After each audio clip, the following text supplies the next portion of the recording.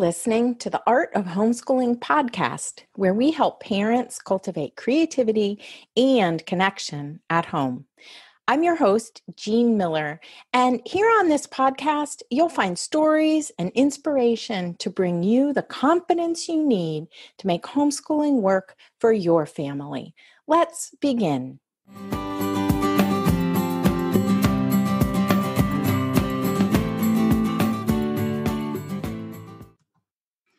Well, hey there, my friend, and welcome to episode 38, How to Feel Better as a Homeschooling Parent.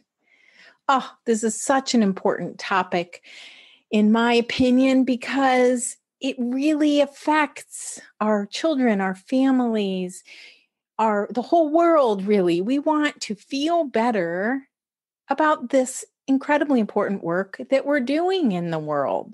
So let's dive in. I've talked to hundreds of homeschooling parents over the years, and you know what? Every one of them, including myself, sometimes feels inadequate. We sometimes wonder if we're doing enough or even if we are enough. We sometimes feel like we're trying so hard, we're working so hard, but that no one is appreciating our efforts. And we sometimes even wonder if this homeschooling thing is a good idea at all, or if it's the right choice for our children. So today, I want to talk about how to feel better as a homeschooling parent, because we all deserve to feel good, right? Each and every day. And it starts with recognizing that whatever we're feeling is okay. And knowing that we can change those feelings by first accepting them and then deciding to shift our thoughts about our specific circumstances. So I'm going to share 7 strategies for feeling better as a homeschooling parent. So I'll tell you the strategies first, and then I'll give a little explanation of each one with maybe some examples. Okay, so here we go. Number 1, be more kind and gentle with ourselves. It's the first way to feel better. Number 2, give equal airtime for positive thoughts, equal to the negative ones that we have running through our heads. Number 3, accept our circumstances and stop resisting. Number 4, get to know our feelings about our kids, about ourselves, our partners, and homeschooling. Number 5, recognize that our children benefit from seeing us striving. Number 6, know that we cannot control others. We can only control our own thoughts, feelings, and actions.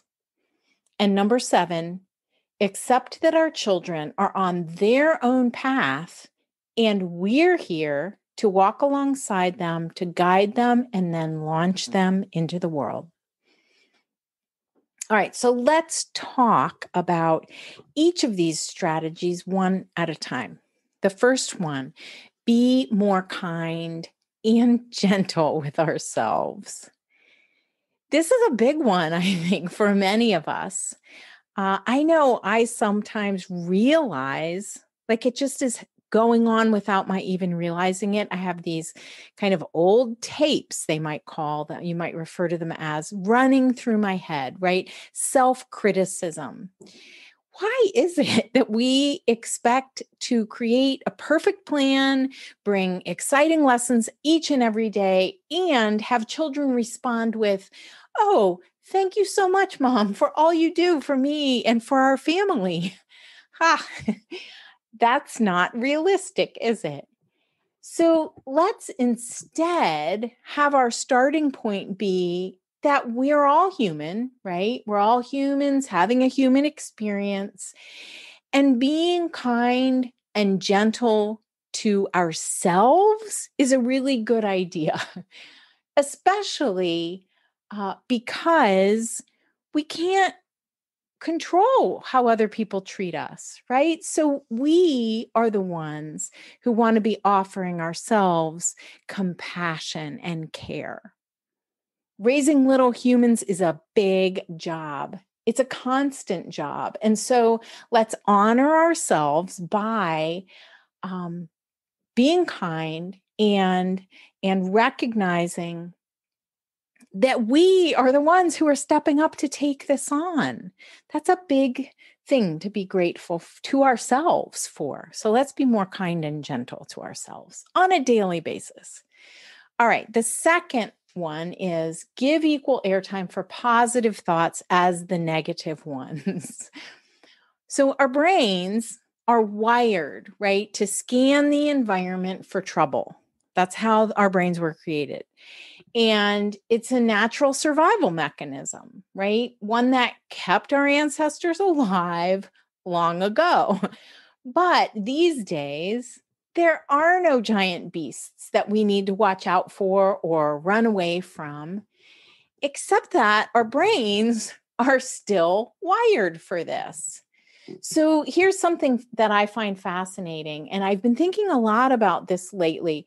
Our brains cannot tell the difference between physical pain and emotional pain. So the end result is that we're often stuck in these negative thought loops that have to do with our emotions. We're worried about our kids, about our homeschooling accomplishments or lack thereof. And we're wondering what's wrong with us. Why can't we do what it looks like all these other homeschooling moms are doing out there? Just so many thoughts of comparison and wondering why we're not doing a better job. So, okay, these are our thoughts sometimes. But what if we gave equal space in our heads for thoughts like, this is exactly what homeschooling should look like? Or if you can't get there yet, right, maybe you might be able to just ask yourself, what if this is exactly where we're supposed to be? Or perhaps, what if this particular child, like if you're focused on worried about a particular child, what if this child's struggles are part of her or his journey and nothing's gone wrong here? Oh my gosh. That would be a relief, wouldn't it? So giving equal airtime for positive thoughts and negative thoughts, right? It takes some conscious intention. It takes some conscious effort on our part, but it can make a huge difference in how we feel about our homeschool. All right. Number 3, accept our circumstances and stop resisting. Oh my gosh. I think we spend a lot more time resisting than we realize. Our aim is to come from a place of love and acceptance. When we resist, right? When we resist feeling a certain way in particular, like we are resisting feeling frustrated over a whiny child or a lack of enthusiasm, right, on their part. When we resist that, we and wish that it would just go away or try to pretend that we're not frustrated when we are. That feeling, rather than going away, it actually grows. But if we accept the feeling and trace it back to our thoughts, which are usually related to how we think things should be, then we can really, truly begin to accept. So here's an example. Have you ever felt frustrated or even defeated because one of your kids is whining and complaining when you ask them maybe like to write something, to write a summary of a story or an event? into their main lesson book or even, just on a piece of paper. You're asking them to write and you think, and they resist, right? And your thought is, oh, why does this always happen? And the truth is that when we do that, we're just over and over again accumulating evidence that this situation is frustrating because that's all we can see. We just, oh, it's happening again. Oh my gosh, look at that. And that and then we're thinking it's always going to be frustrating and we're accumulating evidence that it is always frustrating.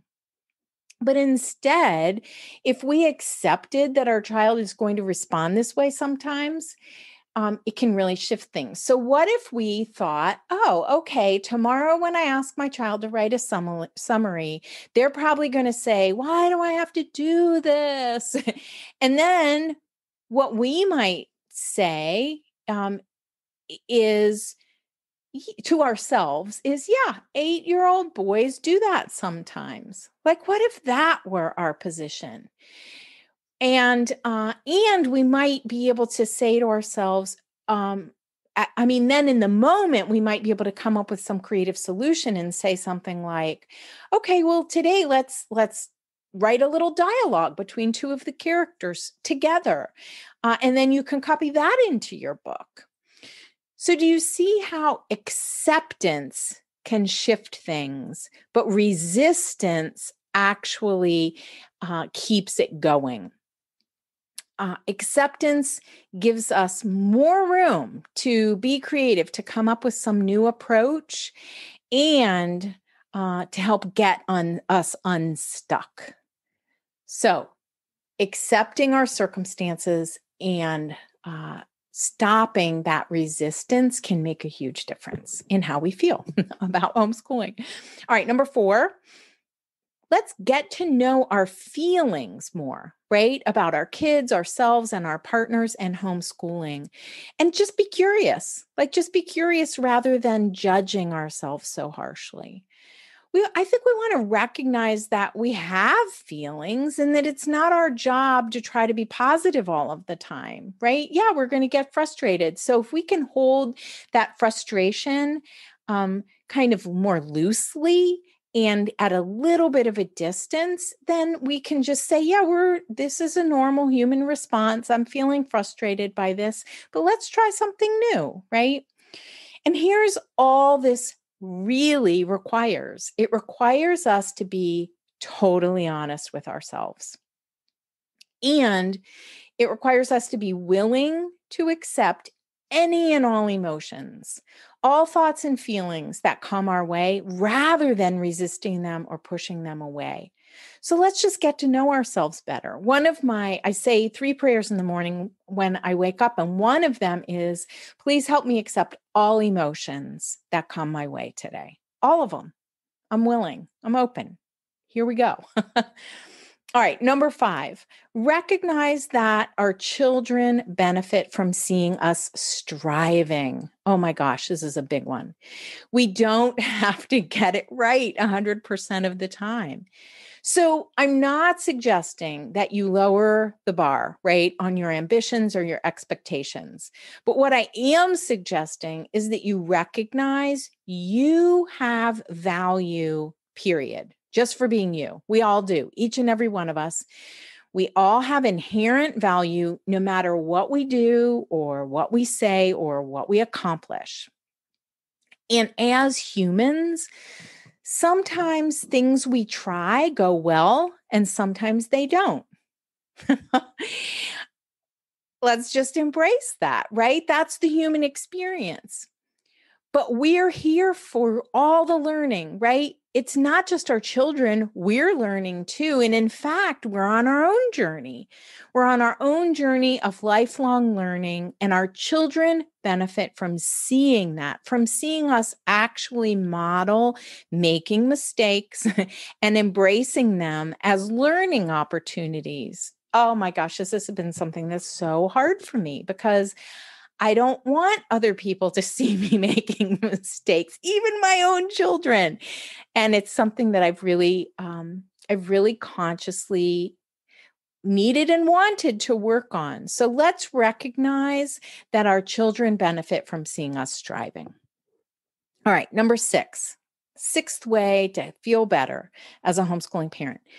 Know that we cannot control others. We can only control our own thoughts, feelings, and actions. So I like to call this the thinking, feeling, willing work of being an adult, right? It sometimes is referred to as inner work. And I know for a fact that most of us wish we couldn't control others, right? Wouldn't it be great if everyone just did what we suggested without any questioning or resistance or dragging their feet? But that's not how it works.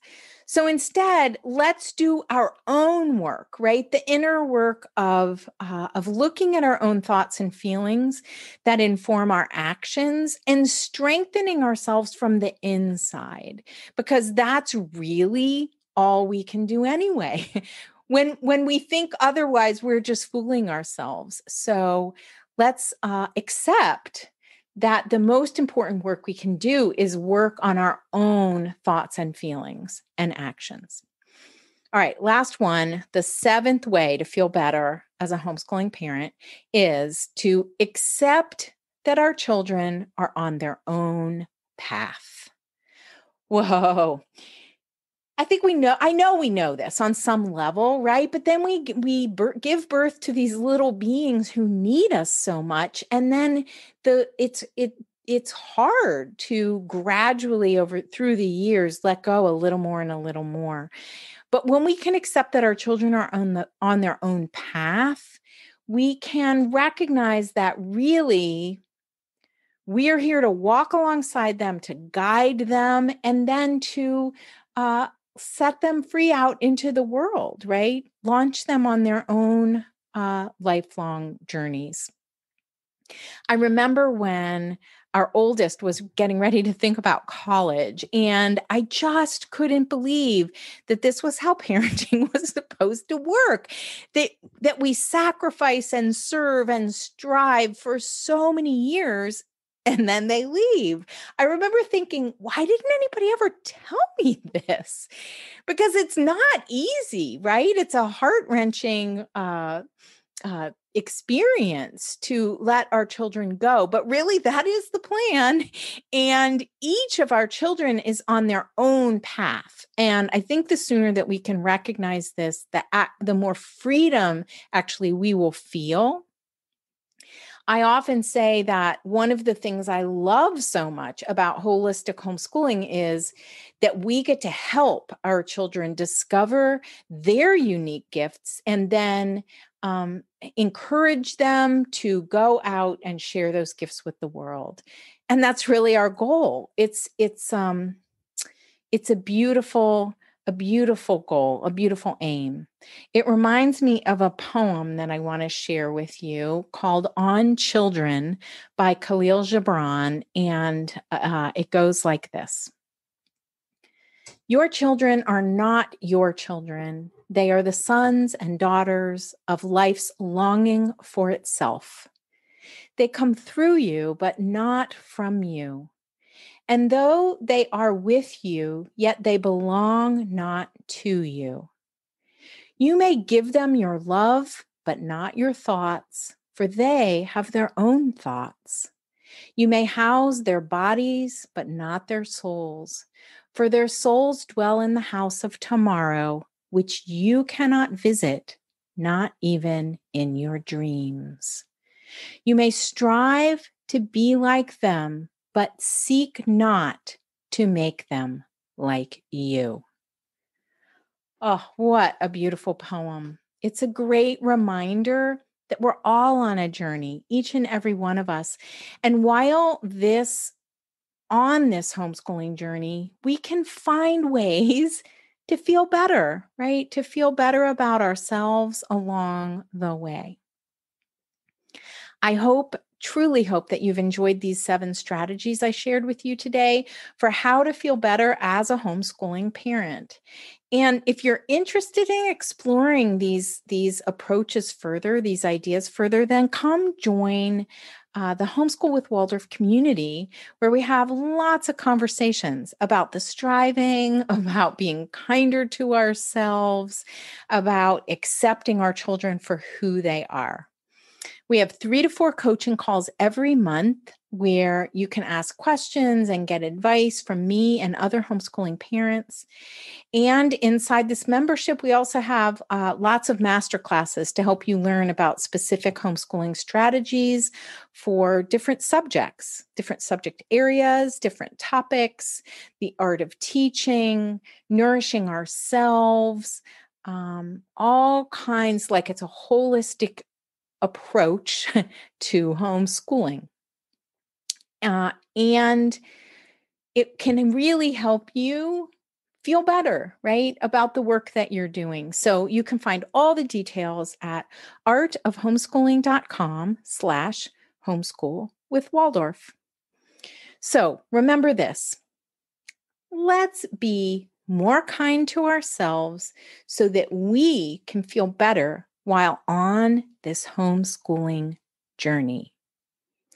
If you want to see in print these 7 strategies, you can go to the show notes for this episode, which can be found at artofhomeschooling.com/episode 38.